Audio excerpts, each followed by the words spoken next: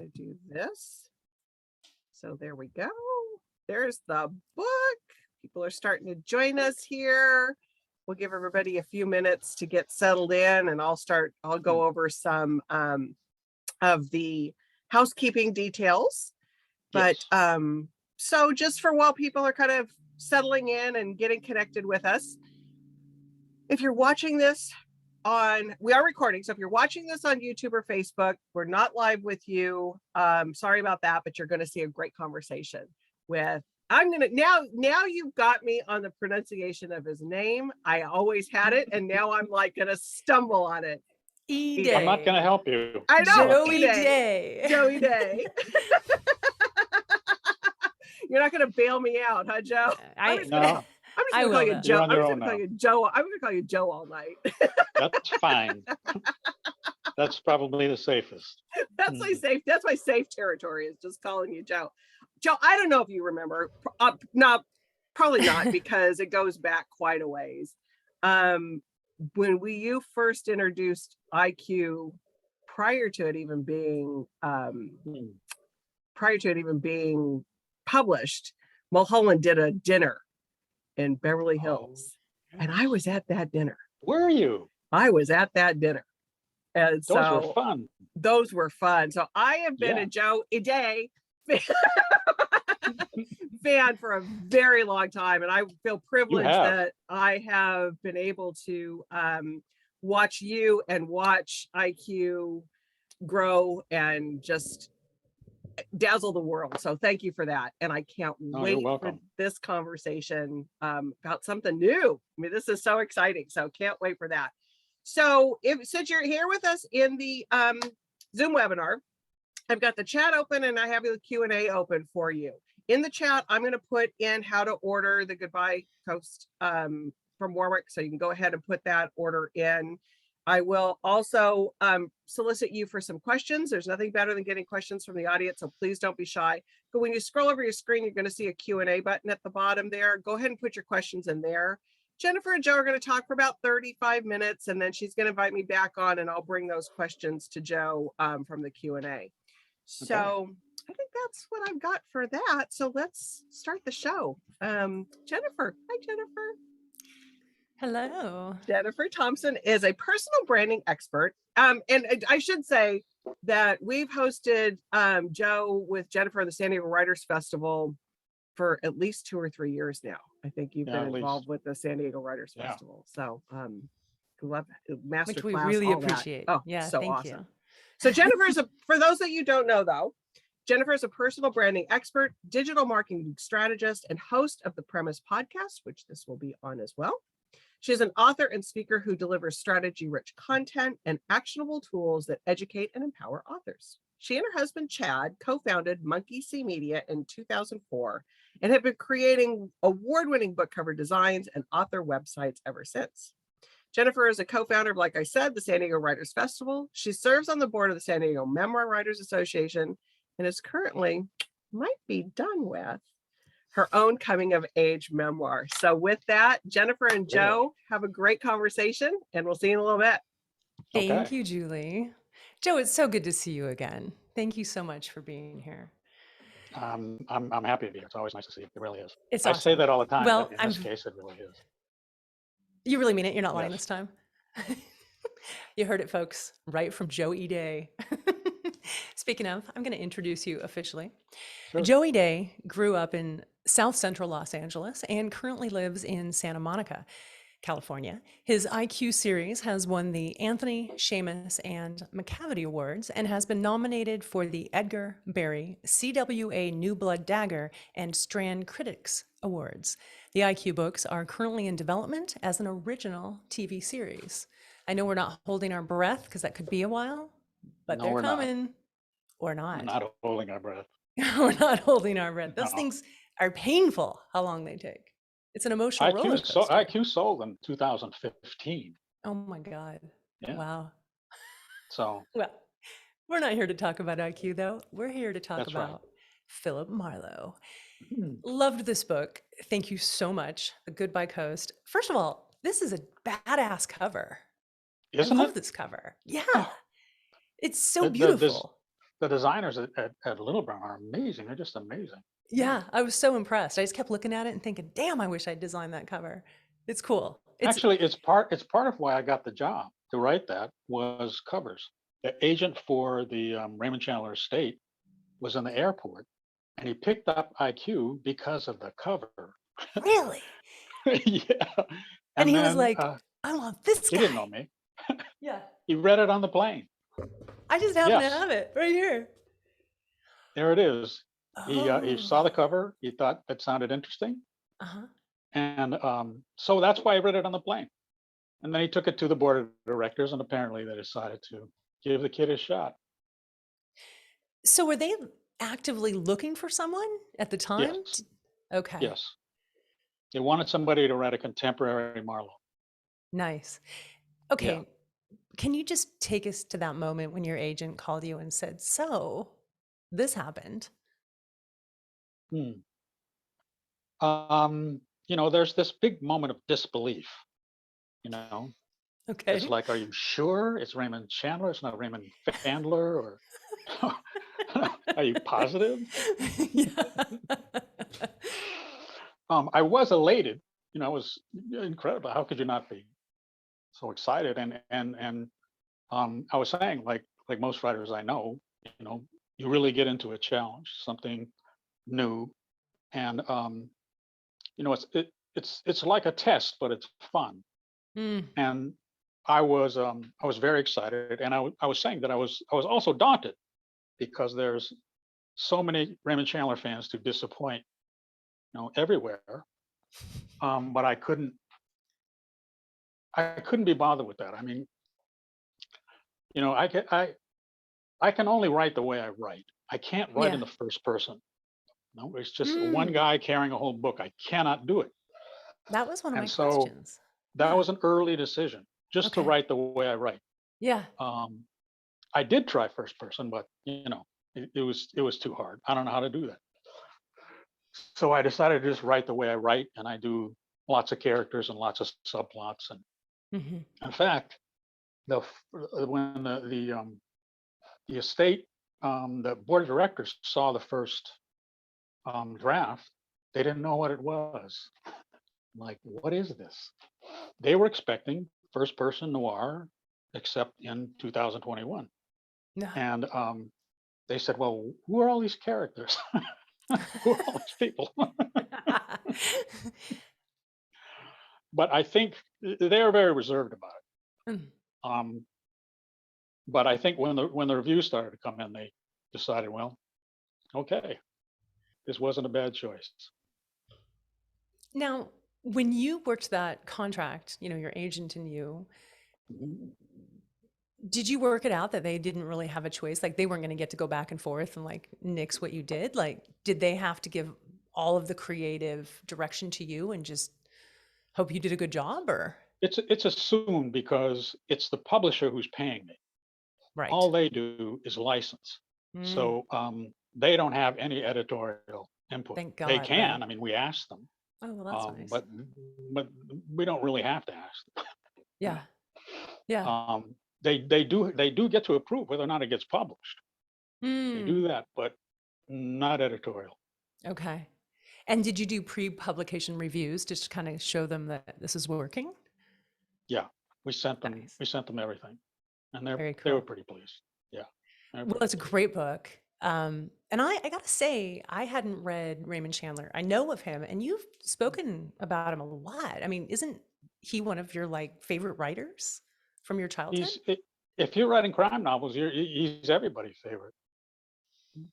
Um, He's the gold standard, so to speak.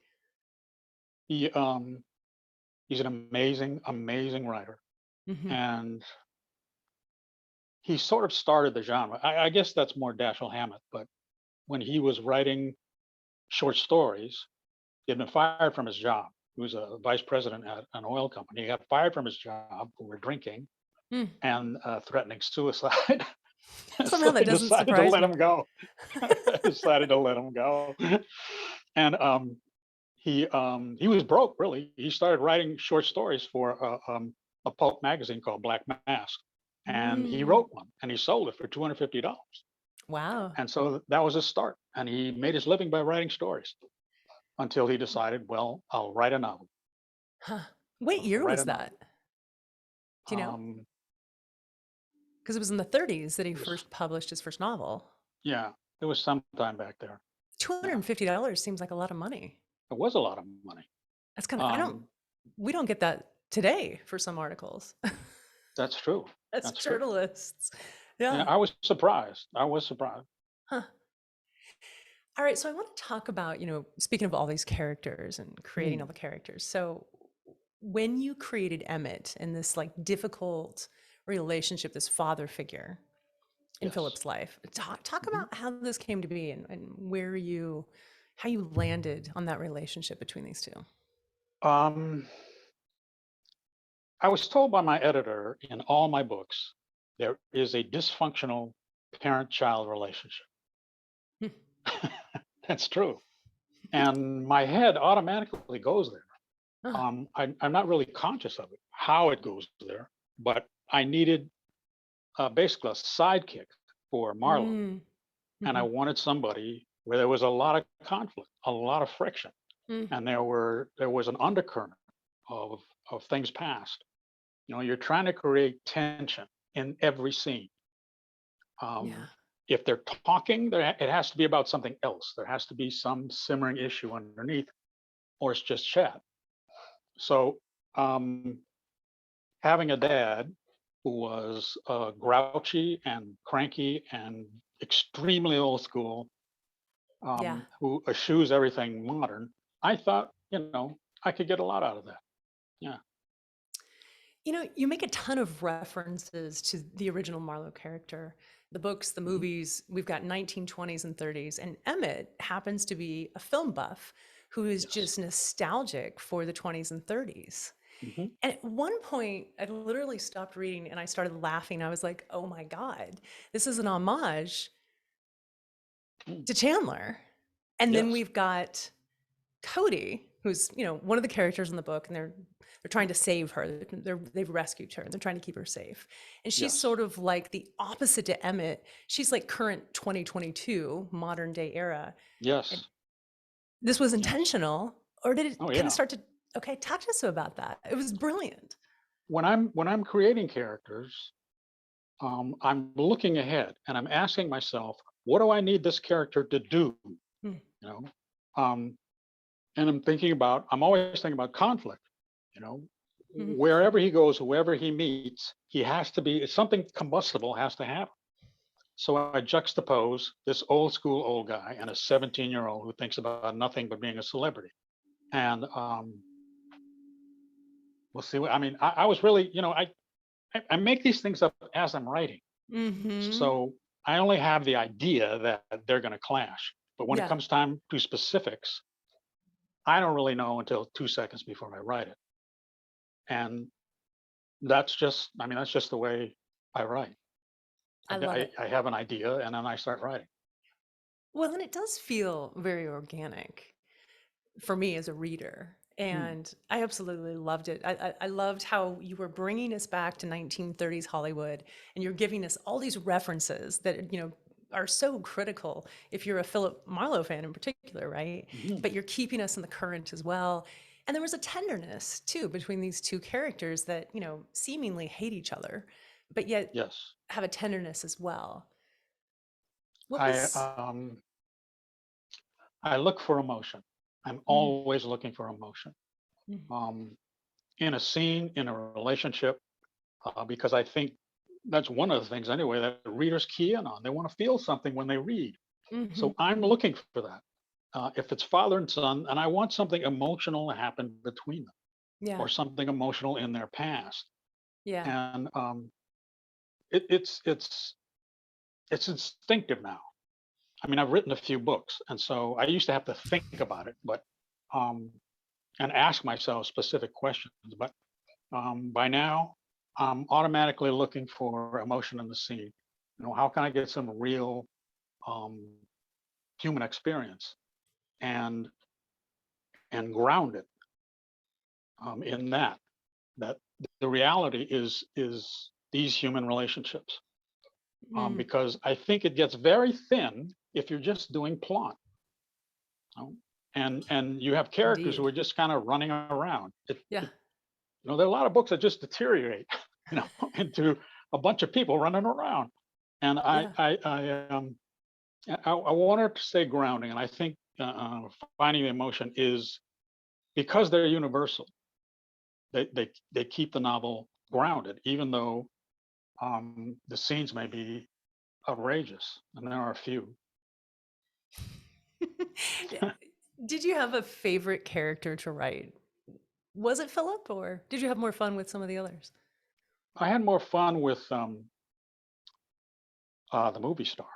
Because she's so wicked, or She's why? so wicked, and she's so verbal, and she's so un-PC. And outrageous. Yeah. She's outrageous. And let me see, I got something here.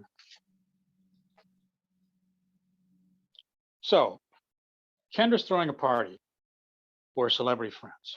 Marlowe wants to attend with some guests. Kendra, the diva, says no, forget it. But Marlowe twists her arm, Yeah. and finally she concedes. She says, "You're a tapeworm, Marlowe. You're eating my guts out. Fine, you win. But if you want your so-called guests to attend my party, I have conditions.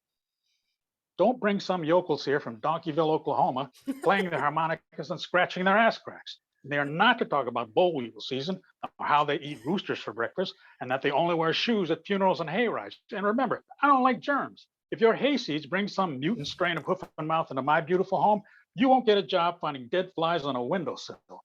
That's fun to write. That's fun. And it was super fun to read too. I'm glad. But I get a character like that is just fun. Just somebody so contrary and yes, so contrary and so unexpected. It's just fun to write. It's like Dodson in the IQ books. Absolutely. Right. Mhm. So speaking of Kendra and, sort of the difficult Hollywood actress, and we hear so much about the ego and the money and just nefarious crap that goes behind the scenes of filmmaking. And your fans probably know that you were once a screenwriter. Now you didn't Yes, get made, I guess is what it's called, that's and you what it's left. called. Was part of this, like, I don't know, cathartic, like just writing about how ridiculous Hollywood is and was? The first-hand knowledge came in handy, but it wasn't. It was sometimes my personal feelings leak through, Mm, like about movie making, and everything now is like a comic book. I can't watch that stuff. I can't. I can't watch 90 minutes of special effects. right. And when I think about old movies and how they were crafted and how people couldn't rely on special effects and they couldn't rely on editing, they just had to act. And um, I really respected that kind of filmmaking. Hmm. That Humphrey Bogart movie, in the piece it's really an amazing movie, and it's really well directed. But as time went on, things got worse. Like in the 70s, I think there was a Robert Mitchum version Mm. that Michael Winner directed, and it's just awful. It's terrible. As was most things in the 70s, honestly. It's true. Yeah. How much research did you do in preparing to write this book? I didn't do any preparing. Mm, I research as I go. I don't okay. like to research. Mm. I really don't. I have a wide breadth of knowledge that's about this thick. It's just, But super wide. yes. And so I research when I need it. Mm, I want to know about the golden age of Hollywood, so I'll research it right then. mm, And the trick is to know what you want to know, yeah. to have the question you're trying to answer. Mm. Um, so that's the way I research. I have a question, and then I go back in. I go study and see. Are you the kind of writer that when you're writing a scene, do you just like plow through and get it all down and then rewrite later? Or do you make every scene as good as it can be for that first draft, of course? Do you rewrite the scene and rework it and read it and research and it's add? a little of both. I write the Okay. best scene I can write. Yeah. But then when I read it the next day, it needs to be rewritten. And then when I read it 3 months later, it still needs to be rewritten. So, but I do the best I can the first time out, Hmm. and I write scenes in some detail. And if I have something I just don't know, I leave it Hmm. and I go on to the next. Right. Um, You know you'll come back to it. You'll figure it out. yes, Hmm. it's very inefficient way to write. Um, I don't know. You've written quite a few books. it's true, but I'm going. I'll start. Like I said, I don't have an outline. I start writing, and then I get to about page 60, and I look back, and I see all the things that I missed. All the things that don't track or illogical, Hmm. and so I have to go back and correct all that stuff and change all the transitions. You change scene 4, and now it doesn't connect to scene 5. Hmm. So I go back and I do that, and I keep going up and back, up and back. So I throw away many more pages than I keep, many more. Yeah. Yeah. I wonder, and just in terms of your writing as a writer, I know you are you've even said you write 7 days a week and you write Mhm. full day. You get up, you get your Yep. coffee, and you write all day. Mhm. You've been writing long enough that I don't imagine this happened. But did you ever think to yourself, what the hell have I done? Why have I taken this on? Did you ever feel like you wanted to walk away from this task, or did it always feel Mm. within grasp, like right there? Um, I have a pretty good sense of whether a book is good or not. Mm, And so I won't let myself write something that's bad. And then I have an editor, and he's sort of my backstop. He will not let me write a bad book. Thank God, right? Thank God for editors. Yeah. So it's very reassuring. So I don't really worry about it. Mm, I write the best book I can, yeah, and there you go. It may well, not sell. That's a different question, though. sure, sure. Yeah. But I mean, that author editor relationship is really important because you have to trust that they're going to do you right and that Yeah. this really does need to be rewritten or this really is crap, regardless of how much you may love a scene. hmm And My did editor, Josh Kendall, mostly what he does for me is he finds opportunities. mm, He says, you could write about this. Um, you could enrich in this. And mm, most of his advice is very positive. that's There's nice. some things like structural, maybe you should switch the chapters or something, but most of his advice is about that. You need a better line here. The character's smarter than this, things like that. But the main thing he does for me is to find opportunities to write about something interesting. Mm, And he's invaluable that way, just absolutely invaluable. He told me that- when I first started with him, I want to help you write the best version of your book. mm, And he stuck to that. that's He stuck wonderful. to that. Yeah, it is. Is he the same editor from your first in the IQ series? Um, Another editor, Wes Miller, helped me with IQ, the first book, and then Mm, Josh took over. got it. Wes Miller moved to um, Another house. another part of the company, and Josh took over. So he's been with me since Righteous. Oh, wow. Wow. Yeah, It it's seems a to very me easy. It's a very easy relationship now. It that's really is. great. Yeah. Yeah.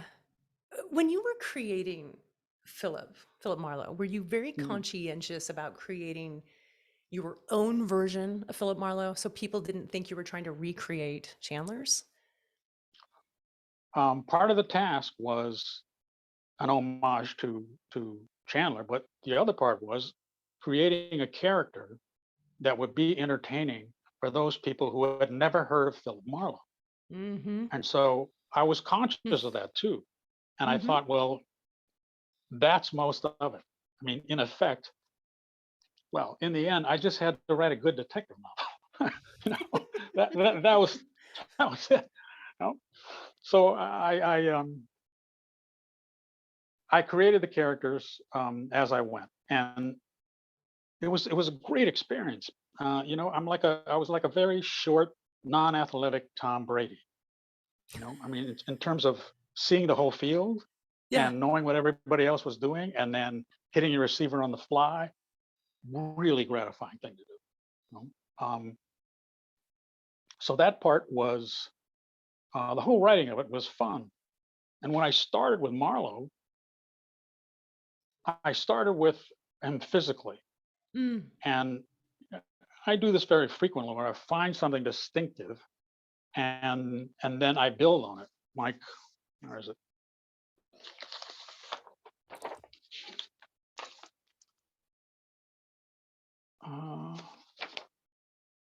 Oh, here it is. In this scene, he meets Kendra. Marlowe is looking off, distracted, as if he were bored and thinking about something other than the A-list celebrity sitting right in front of him. Disrespectful, Kendra thought. He reminded her a little of Steve McQueen if Steve McQueen was a rude, insolent asshole. Marlowe met her gaze, and she was instantly uncomfortable. His eyes were the kind that took in everything but gave nothing away. The kind that didn't notice but inhaled. The kind that weren't neutral but assessed, gleaned, and adjudicated. I wrote that first. I I love wrote his that. eyes first. And then Nice. everything came after that. Like, okay, well, I got his eyes now. What's he wearing? You know. Yeah. Um, Yeah. so it went like that. I'm just adding things, and it's sort of like a jigsaw puzzle. You know, I'm adding these pieces, fitting them in, and sooner or later I'll get the whole picture. Mm-hmm. And But you don't in the worry about it. meantime, yeah. Yeah. You Yeah. just keep writing. Mhm.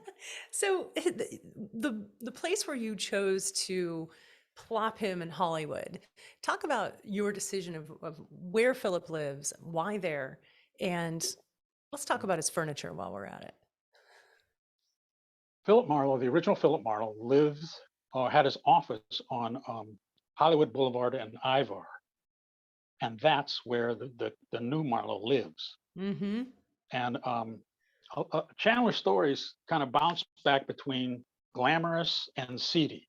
Mm. So I wanted those two opposites. I wanted Kendra and Malibu, and Marlowe in East Hollywood, which is not a nice place. Yeah. So I knew I wanted to do that, and the case kind of evolved out of that thought that I want to take somebody from Kendra's Malibu world and send them out into a much grittier, dangerous place. And the case kind of grew out of that. You know, so I have this 17-year-old girl, and I make her so that nobody likes her. And she's a likes her. giant pain in the ass. She really is. But again, you know, that creation was looking ahead to see who she would bump heads with. Mm-hmm. I know, you know, Marlowe's got to have trouble with her, and Emmett's got to have trouble with her.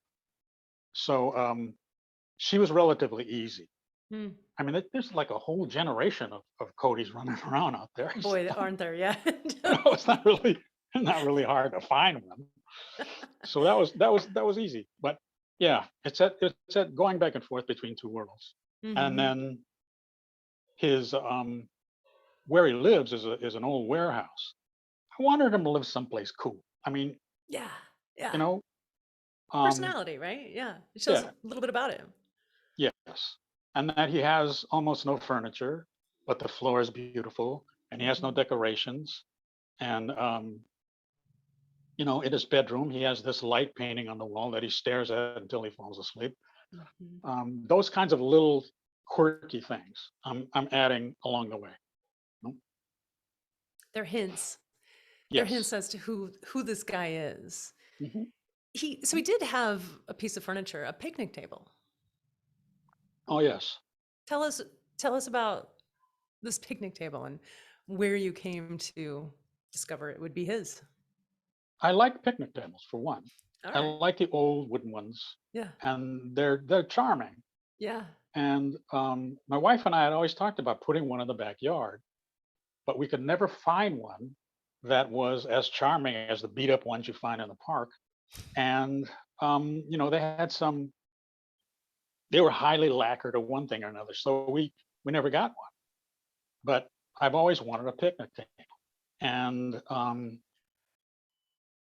it came up while I'm writing about his house.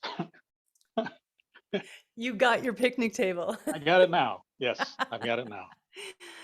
It's awesome. And it comes up again, you know, characters remark on it. Like, what the hell? You have a picnic table? But it is Mhm. that quirky side of him that it's a hint, as you say, which I love. Yes. Yeah. I I wonder, have you already started writing the second book in the series? Is it Hmm. I don't know if I'm going to write a second book. mm, Um, I have to get, the estate has to license me, mhm. and then they have to make a deal with the publisher, and the publisher has to make a deal with me. So there are lots of complications. I mean, I Mm, really want to write one, and I told them, yeah, but we'll see. A lot of this is out of my power. yeah. Did you ever feel like IQ was slipping into this book? Did you have to be mindful that, or are they just so separate that that didn't even happen? It didn't even it really didn't cross my mind. I mean, after I got started on Marlowe, he was so distinctive, Hmm. and the people in his world were so distinctive. You know, I didn't think about IQ. Mm. Although I did think about at one point IQ and Marlowe meeting. Yes, yes. I was actually hoping that might happen because it could Mm. have very easily. Well, I thought it was too much for the first book. okay, that's Um, fair. yeah. That's fair. So I hope to do that in other books. That would be super badass. That would be fun. Yeah. Can you, like, if someone were to ask you, what's the difference between your Philip Marlowe and the Philip Marlowe of 1930s?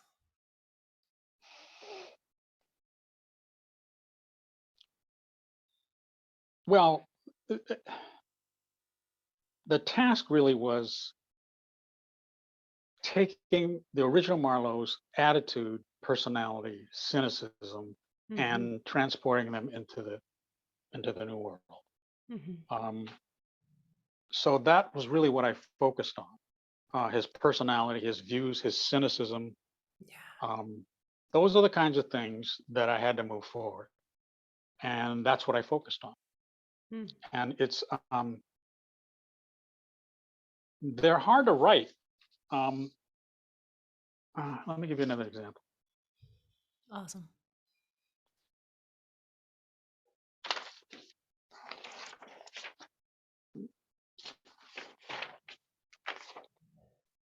Oh, okay. The thing with his cynicism is you've got to work it into a scene so that it's not so self-conscious, Mm. where you're not, it's not so pointed, but it's part of what he's doing. So Marlowe went up on the roof with a tumbler of Old Forester Prohibition style 115 proof bourbon and a package of unfiltered Camels. He didn't drink or smoke very often, but when he did, he wanted real liquor and a real cigarette. The atmosphere wasn't exactly pleasant.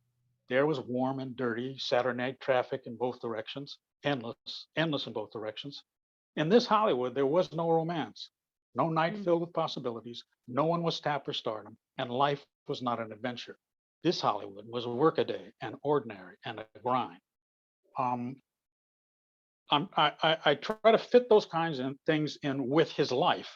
He always goes up on the roof and has his bourbon and cigarette.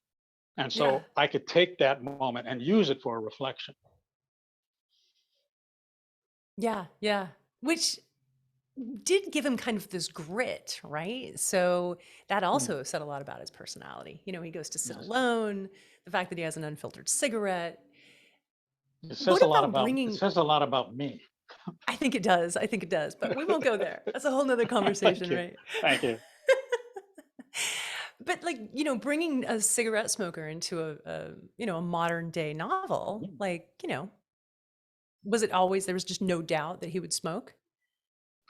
Um, I didn't want him to be a smoker, but Occasional uh, smoker, the original Philip Marlowe, he drank bourbon and he smoked cigarettes. So it was constantly. another little cue that It's a nod. I'm trying to be, just the cue that he's sort of like the original. And Yeah. it's those little things that work into the scene also. Mm. When I write a scene, it's happening on multiple levels. I mean, the scene, the event itself, and then um, character things like the bourbon and the cigarette and the atmosphere and all of that. I'm writing on parallel lines. Mm. Um, So, a scene like that, for me, it has a lot in it. There's a lot in this scene, and a lot of information and emotion for the reader. Yeah. And like his cynicism really is my cynicism. If I was up there on that's exactly what I think. Yeah. Yeah.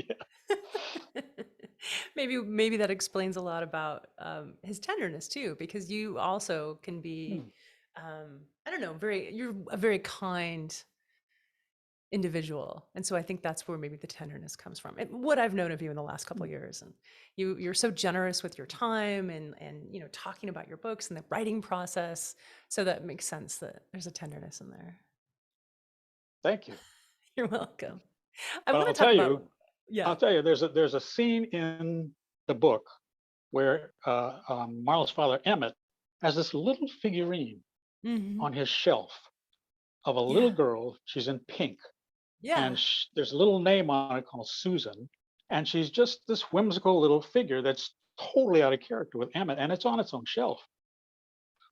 My mom had that little figurine. She had Susan. She wanted a daughter. And I have 3 brothers. We were all supposed to be Susan.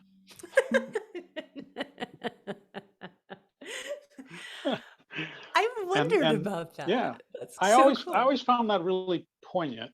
Yeah. And that's how it worked its way into Marlowe. I needed things that were soft about Emmett, so he wasn't always grouchy. And I landed on that.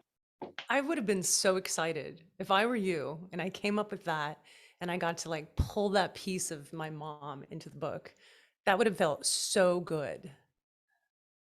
Yeah, those moments do feel good. Yeah, when it fits, it applies, or You're like, oh, I get it to do adds something. this. Yeah. I go, that's pretty cool, Ide. Good job. You're doing all right. Yeah. Yeah, that's awesome. I think one of my favorite characters is Wren. I mean, Emmett is my favorite character, if I'm honest. But Wren, frankly, she's a real badass. I mean, she knows how to use a weapon. She fights like a mother. I'm not going to say it, but I mean, she can fight. But she's also, she really needs Philip because he has the detective knowledge to accomplish the task at hand. Yes. So talk to us about Wren and where she came from. And she's the Lauren Bacall character. Okay. And again, I wanted to remind the true Marlowe readers about the golden age of film and Bogart and all those things. And so I wanted to write a Marlowe character, a Lauren Bacall character, but she couldn't be Lauren Bacall as she was back in those earlier movies. And I wanted somebody who was in sharp contrast to Marlowe. Again, I'm thinking ahead about conflict. And so I brought her, she came from England. She's here from the UK. So she has an English accent, and she has very clear views about what she wants. And somebody that's very, very much in contrast to Marlowe, who makes shit up as he goes along. And so I gave her an issue that was mostly heartfelt. I wanted her to be in pain. I wanted the audience to feel for her. And so these were all things, again, that I'm throwing as I go. These things are occurring to me as I'm writing. That she's from the UK, I didn't know that until I wrote it. And her ex-husband and her kid, all these things. It happens instinctively that I know what her husband is going to be like now. And I have to give her a reason to marry him. At the same time, he's a complete jerk. Right. But all these things are occurring to me while I write him. I didn't know about her husband until I wrote her husband. Yeah. Well, I really hope that our readers get to meet Wren and all of these characters. It's Me too. so good. I really hope you get another shot too to write another book. So we all need to sign a petition. Yes. to the estate. But I'm going to ask you, is there a book in the works for IQ? Are we going to see another adventure for IQ soon? Yeah, I'm working on 6 now. Nice. Yeah. Um, How long does it and normally take you to write one? about 8 or 9 months. Wow. No. Yeah. In the last IQ in Smoke, at the very end of the book, Isaiah's girlfriend, Grace, gets kidnapped. And so in the new book, the IQ6, I picked that up right there. Oh, wow. Okay. And Of course. the main story is about Isaiah finding Grace and playing cat and mouse with Skip, this crazy hitman guy. That guy. Yeah, that guy. I So love to hate Skip. that's where I picked it up. That's where I picked it up, and that's where I'm going. Awesome. And when do you think that's going to be on the shelves? Oh, not till 23. Okay. Well, yeah. I mean, Yeah. it's going to be here before we know it. The years they go so fast lately. I'm like, wait a minute, what year are we in? I feel like I missed That's 2 true. years completely. I can't remember if last year's 2019. It's just been crazy. How are you holding up? Oh, fine. I'm holding up fine. I feel like I should be struggling more. I think some people feel like know. that. I mean, social distancing is part of my job. Yeah. I have to stay home and write. So it hasn't been that hard on me. It really hasn't. Mm-hmm. Um, What about your wife? Now she's stuck there with you as you write. Fortunately, we get along fine. I'm glad to hear that. Yes. She's very supportive. Yeah. We also have 2 parts of the house. There's her part and my part. And yeah, that if you want to have a lasting relationship, divide up the house. Well, I think Julie's going to join us here soon. And I just want to thank you so much. I am so honored that I got this opportunity to talk about this fabulous book and to get to talk to you again. Julie, thank you. Nothing that I do should be honored. Especially, I'm honored. Okay. All right. There's nothing you can do about it. Nothing you can do about it. We like having you, Joe. We all love Joey Day. I like being here. And you know what? I'm sure you know this, Joe. Jennifer, you probably did too, but Raymond Chandler lived for a while in La Jolla. He actually died in La Jolla. Yeah. Yeah. He did. Spent a lot of time, some writing about like the La Valencia Hotel. So next time you're down, did you go there, Joe, when you were here for the last event that you had live with us? Did you happen to stroll down to the La Valencia? I went to La Jolla just to see you guys. Yeah. Okay. Next time we'll have to like take you over to the hotel because it's changed a little bit, but it's a lot of really it's still cool. the same. One of my favorite. I want to go there. Yeah. One of my favorite things to do is to sit out on that balcony and look at the water. And that part I think really is not cocktail. changed. Yeah, really. That sounds right. So, but yeah, exactly. But he kind of was a little bit like Dr. Seuss, I think, in some of his impressions of La Jolla and people of La Jolla. Yes. Fun. Anyway, he's got a little curmudgeonly there, I think, too. Yeah, he was. So, his drinking was always a problem. That makes you a little surly. Yeah. Okay, we do have some questions that came in. So Jim, I love that you were looking for the whiteout to go. Jim had a little fun with a number 9 that he couldn't get out of his question, but I love it. I knew what you're talking about, Jim. So he thanks you, Joe, for your reflections. This is always a hard one, but maybe you have some ideas. What actors would you pick to play Marlowe and IQ? IQ, I don't know any of the new actors. I know. I don't keep track of movies anymore, but it would be a younger Denzel. Yes. Mm-hmm.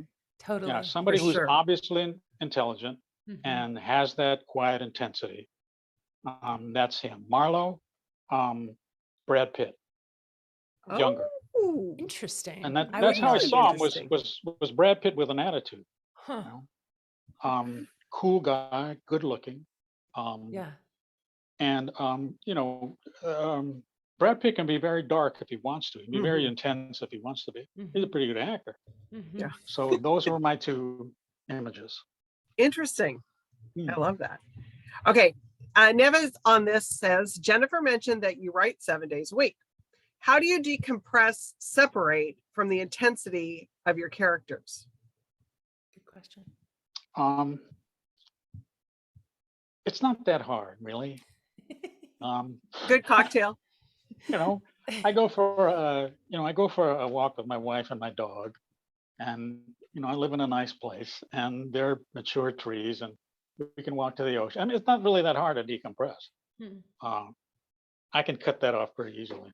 If you can compartment, because you do write some pretty intense stuff. I mean, it's pretty gritty, intense stuff.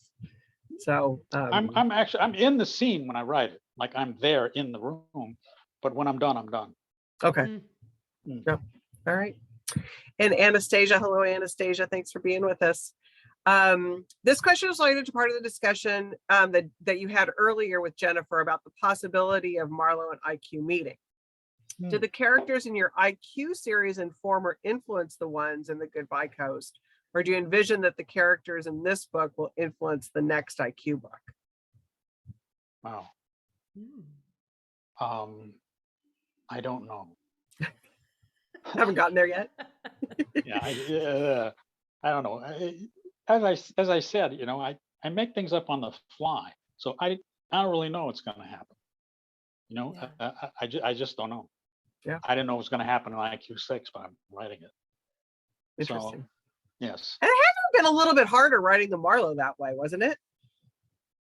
In terms of world creation, Yeah. To start all over again, create a different world and a different LA and all those kinds of things.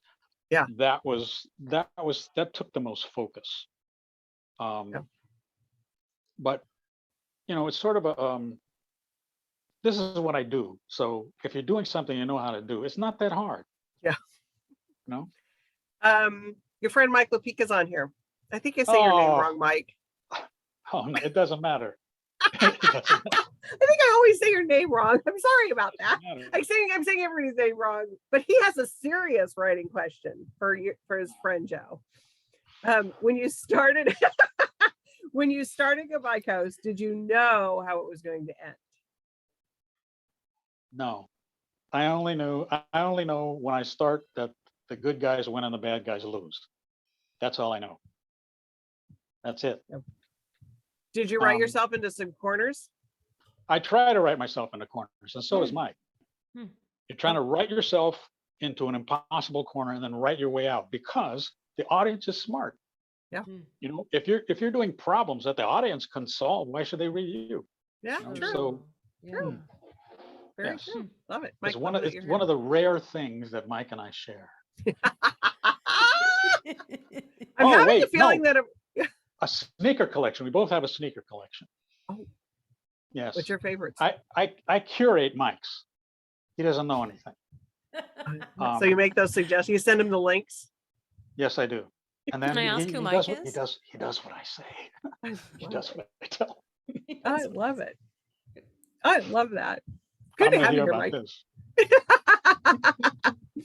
All right, another question from Anastasia. So she loves how you make the setting character in your books. Have you ever considered writing something set outside of LA? And if so, where? Yes. IQ has gone to Vegas, but that's as far as it's gone. And what you're always trying to do is to set, you always want them to be a fish out of water, either with the location or the culture there or the people there. And I would like to get him out of LA, but I don't know how. I don't know how to work that yet. Yeah, it's got to, because it's got to be authentic of why he would be gone, why he would leave. Mm-hmm. Yeah, there's an authenticity. But now I have a reason to take Marlowe. I have a reason to take Marlowe to the UK, because that's where you do. Yeah. Live. So I'm hoping to get a free trip out to London out of that. Wait, the thing that you don't do research, right?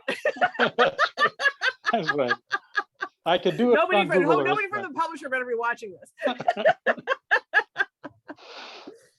And I think you answered this earlier because you're not a fan of research and that. But did you reread or revisit Chandler's version of Marlowe before you started, or did you just rely on memory of the character? No, I read everything. You read everything. Reread. Yeah. Yeah. I read everything. And I had to make decisions about what I was going to keep from him and what I wasn't. Yeah. And so I needed to read all the books. Were you ever afraid that it was going to influence you in some way to, it's hard to write about historical, and such beloved character. I had to cut that loose. I brought forward as much as I could, but I had to cut that loose. Yeah. Because after a while, it would just weigh me down to always be concerned about that. So, yeah, I cut that loose pretty early. Yeah. It was my wife. I'm worried, and she says, honey, just do your best.